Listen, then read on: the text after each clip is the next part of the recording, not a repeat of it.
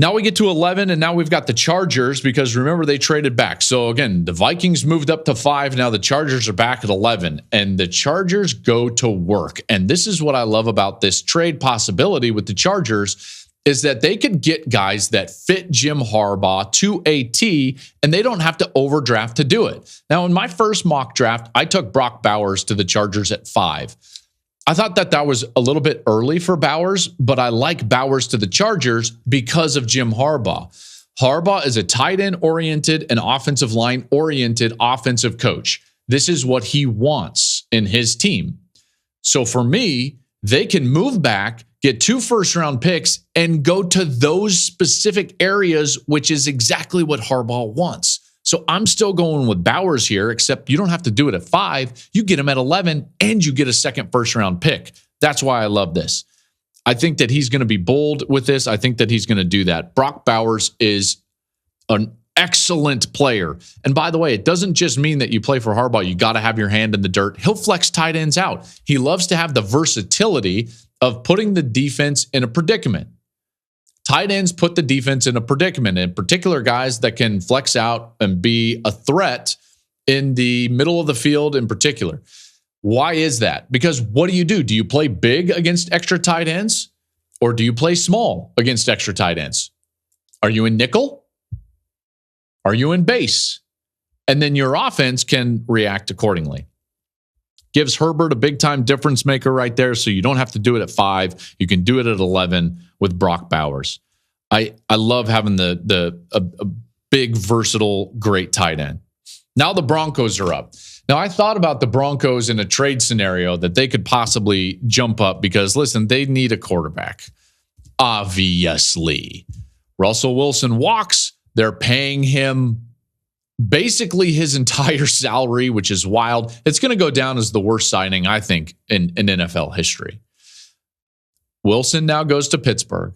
Broncos have to address the quarterback. They can't wait. They don't really have enough ammunition to move up. So here it is. Penix or Nix? Bo Nix fits Sean Payton. I've been pounding this drum for a long time. Ever since my first mock draft, I've been talking about Bo Nix being a great fit for Sean Payton. I stand by that. Bo Nix is a cerebral, smart, accurate, that was redundant, accurate, perfectly suited player to run Sean Payton's offense. I've been in Sean Payton's offense. He wants a guy that wants 5 free releases. Protecting with only 5. He wants Drew Brees 2.0. Maybe Nix is that, or maybe he's not, but he is at least a point guard style player that could play that way. Russell Wilson cannot play that way. Russell Wilson needs run, max protection, take a shot, run around. That's not Sean Payton. Bo Nix would fit perfectly here. If you watch Bo Nix's film, what you see constantly is the ball out on time. The guy understands what he's looking at. He can change protections. He can change plays. He is a very smart player, but then once the ball is snapped, he can both create and play on pace with accuracy. I think he fits Sean Payton perfectly. Might be a little high, but the Broncos can't take a chance. They don't have a second-round pick. They've got to address the quarterback. And to me, it's all about fit there, and that's a fit that I think Sean Payton would really like. Raiders at 13. With 5 QBs off the board already, I don't know if it's Penix time right there. And who knows? The Raiders are one of those teams that it's like, what do they need? Everything. I don't know. They don't seem to have a great direction. I think Colton Miller is still a left tackle for the Raiders, but let's just go line there. Again, I go Fuaga from Oregon State. Taliesin Fuaga. Does he fit in Antonio Pierce? I don't know. Do any of us know what the Raiders are doing? Like, what are the Raiders as a team? What's their identity? No idea. No idea. So for me, Taliesin Fuaga. Saints at 14. I think we could start getting some defensive players here because now all of a sudden you're like, okay, there's some really talented guys that in other drafts might have gone in the top 10 if it weren't for some of this offensive talent and certainly this run on quarterbacks that's already taken place. I've already drafted 5 quarterbacks. So the Saints are sitting there, and I look at this 14th pick. There's only been, 2 defensive players? I could see that run happening. Jared Verse, love him right there. Jared Verse is a highly productive, excellent player on the edge. That's going to help a defense right away. So Verse goes to the Saints. The Colts, I think corner is a really good spot for them to look. The Colts were able to take care of Michael Pittman on offense, and they can look to improve on the defensive side. I think Quinyon Mitchell, during the draft process, has made himself the top corner. He tested great. His film is really good. Again, I think back to other guys from the group of 5 or smaller schools. You went to Toledo. Can they succeed? Yes. Yes, they can succeed.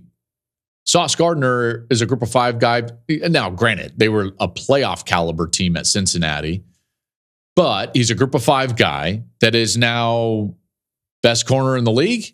So Quinyon Mitchell to the Colts. At 16 with the Seahawks, I think a lot of it, and I talked a lot about Jim Harbaugh and him drafting for his identity, or going through this process trying to build something that is his identity. They are going to want, with Mike Macdonald as their head coach, to build a defense that suits what Mike Macdonald wants. I sat down with Mike Macdonald several times a few years ago when he was at Michigan, talked with him, ever since. And one of the things that defense is one, simple in terms of its philosophy. And the first order of business for Mike Macdonald is to build a run wall. That's what it is. That's what they called it. Build a run wall. How do you do that? Defensive tackles. Defensive tackles. He likes to jump between odd fronts and even fronts. So you need 2, 3, 4 defensive tackles. That's what made Michigan so tough this last year. It's the same defense under Jesse Minter that they ran a couple of years ago with Mike Macdonald. Same defense that Baltimore was running with Mike Macdonald. Now here we go with Seattle. Build a run wall, but it's not just 1 guy or 2 guys. So you might be saying well, they re-signed Leonard Williams at defensive tackle, 3 years, $64 million. Yeah, but he's going to be 30 years old, and he's not going to be out there for every snap. It's about a rotation in the run wall. So who do we take? Byron Murphy from Texas. I think that fits all day long. You look at those 2 guys, and you look at the Ravens with Madubuike. Tackles are at a premium for these guys that run this defense, so I like Byron Murphy from Texas. Jags are up. Jags have been active in free agency. They brought in Gabe Davis, but they lost Calvin Ridley. They brought in Armstead from the 49ers. I think they could use some help in the secondary. If you look, I've only got one of the corners off now, so I like Terry and Arnold right there. Arnold probably will slide a little bit because of that 4.5 at the combine against that. That's why I've got Quinyon Mitchell as the first corner off the board. But his play on the field speaks for itself. Remember, he was recruited as a 5-star safety. He moved. He was always really in Kool-Aid McKinstry's shadow, and yet he was really the more productive player. Freshman All-American last year, All-American this year. Terry Arnold is a really good player, and his game speaks for itself. So there's that run of defensive players. Now we get to 18 with the Bengals, and some interesting things are in play here for the Bengals. So T. Higgins has been franchised and requested a trade. I don't think it would be out of the question to shop him for a first-round pick. Remember, because a couple of years ago, A.J. Brown was in a similar situation with Tennessee, and the Eagles gave up a first and a third. Now, is T. Higgins going to command what A.J. Brown commanded? Probably not. But could you get a first and a sixth for T. Higgins? Maybe. I don't think the Bengals are going to be in the market to pay T. Higgins after this. He's going to move. He's not getting a contract with the Bengals. They still have to sign Jamar Chase. They just had to sign Joe Burrow. You can't have, so like T. Higgins is just out of luck. He's got the franchise. So to me, it makes more sense for them. Trade T. Higgins. Maybe you can get back into the first round late in the first round and still make this selection. So you don't have to package this. you could get back into the first round and take this selection. And now all of a sudden, the Bengals could have 2 first-round picks in Detroit. And by the way, there's a guy on the board left in this mock scenario that you would take, and you would think to yourself, okay, he could probably give us what T. Higgins gave us, and he's really cheap because he's a rookie. Brian Thomas from LSU. So the Bengals take Brian Thomas from LSU, and I think that they shop T. Higgins, hoping to get back into the late first round on that Thursday night. He would continue the LSU connection. So now you got Burrow, you got Chase, you would have Brian Thomas. Thomas is I tell you, man, if we look back 5 years from now, we might be like, of course, he's amazing. 6'3", 209, ran 4.33, huge red zone target. He had 17 touchdowns last year. I think Brian Thomas is an elite player. And if he's available like this, now, would the Raiders take him? Maybe. But if he's available for the Bengals, no brainer. Move on from T. Higgins. Try to get back into the late first round. Maybe you can get an offensive tackle there late in the first round. A lot of people going offensive tackle here at 18. Take Thomas, get back into the late first round and get your offensive tackle. 19 with the Rams. The Rams have a huge hole at defensive tackle with Aaron Donald retiring. And by the way, Aaron Donald, tip of the cap to you, man. 10 straight Pro Bowl seasons.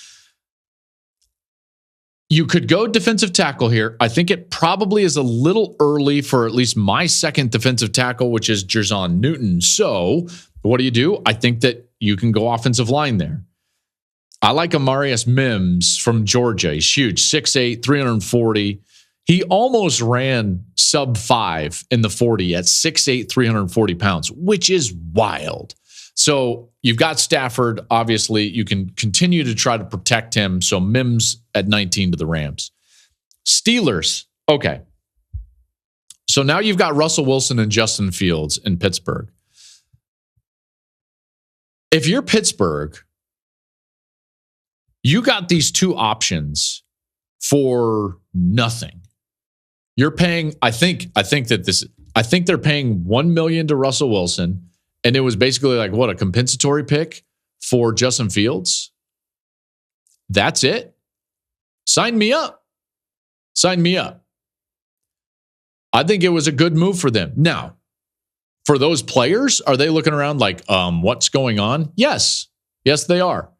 But for Pittsburgh, they get an aging quarterback who they've probably promised the job, or at least that's all the information out there from everybody, is that the reason Russell Wilson went to Pittsburgh is because they promised him he would start.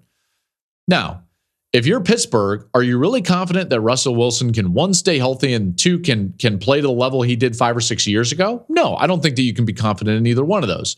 So now you can give up a compensatory pick for Justin Fields. Now you immediately have the best backup in the league. So from that standpoint, good work from Pittsburgh.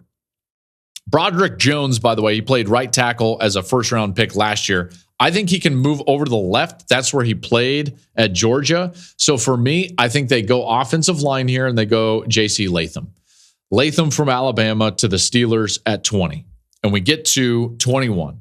Now, we waited a long time because I've wanted to do this. I did it in my first mock, and I'm going to do it again here.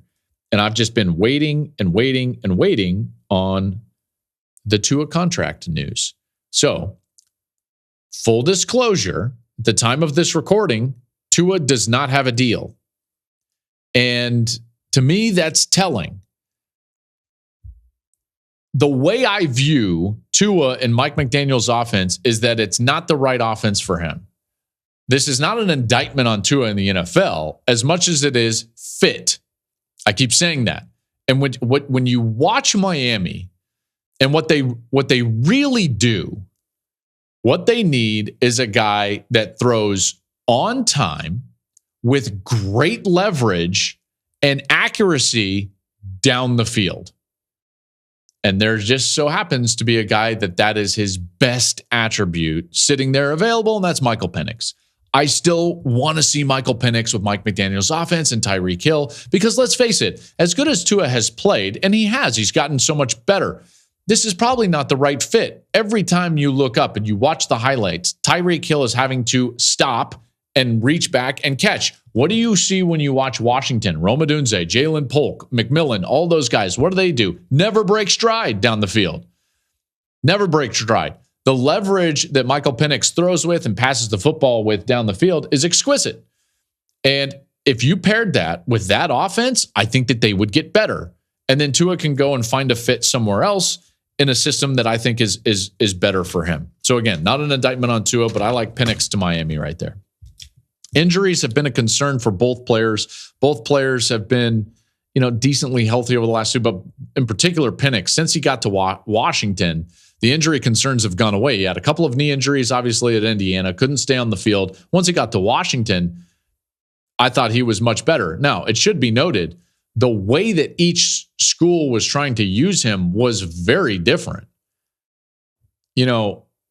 At Indiana, yes, they were sitting there and they were throwing the ball, and that's when he was at his best, when there was kind of the Kalen DeBoer offense from what he installed as the coordinator at Indiana. But then when he would try to run around with some of the other coordinators, he would get hurt. Then he goes to Washington and he's back with DeBoer and he puts him back in the pocket. Penix is really great from the pocket. He manipulates the pocket well. When he gets outside, that's when those injuries occur.